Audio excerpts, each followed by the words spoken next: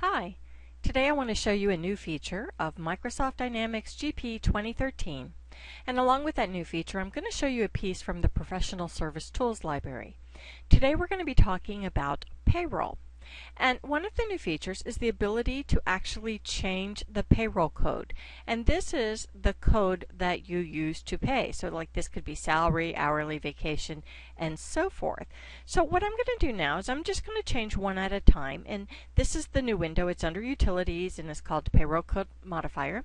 And you would enter in the new code. So I'm going to enter in, this is actually my live database, I should point that out. So I want to be careful about what I change. But I want to change hourly, for example, so it no longer has the code hour, but has hourly. So I will change this and type in the word hourly and click Update. And this is all it takes to changing a payroll code. And here's the report that tells me that indeed it did change all the instances from hour to hourly. So if I were to do a lookup again, I now see hourly in my list. Okay, so that's pretty cool. Now, one of the things that is now available to all customers for free is the Microsoft Dynamics GP Professional Service Tools library. Now I need to point out that you do need to get this from a partner. That's not something you can download on your own. But here's the Professional Service Tools library. And these are all of the elements that are part of it. And in payroll there are two tools.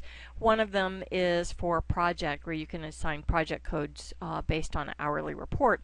But the one I want to show you is employee modifier. So we not only have the ability to change the ID or the description itself for the pay code, but we could do it for employees as well.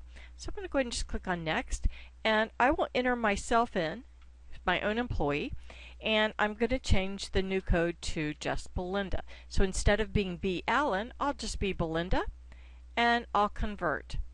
And it's going to warn me that I need to back up my SQL database first, and I've already done that, so I'll go ahead and click on OK. And you really, when you make these kinds of changes, it's better to probably be the only one in the system so that you can make sure that if you have to go back to the backup, everything will be fine, or that all records would be released. So let's now print this modified employee list. And now we can see again the ID was B. Allen and now it's Belinda.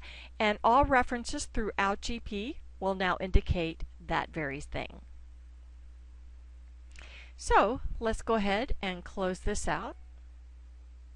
And there's one other tool I do want to share with you, and I do not have it installed right now, but there is a tool you can get from your partner as well, an additional tool that will actually track changes made to records in payroll. So what it is a SQL script that runs triggers, and these triggers is every time a record's changed, it'll update it in the table. And here's just a screenshot of what the table would look like. And so anytime there is a change made to payroll tax information, talking about the master, the payroll employee summary information, the employee master, the pay code master itself, the employee deductions, the employee benefits, employee state code, employee pay code, so that's both the master and the employee, local taxes for employees, any of the direct deposit setup and account setup information for direct deposit.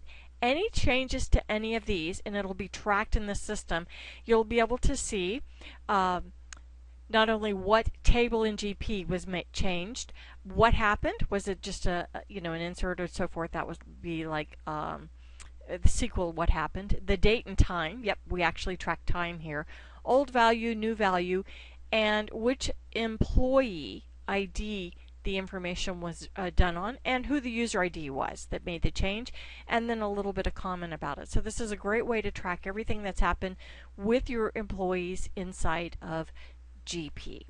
Hope this helps.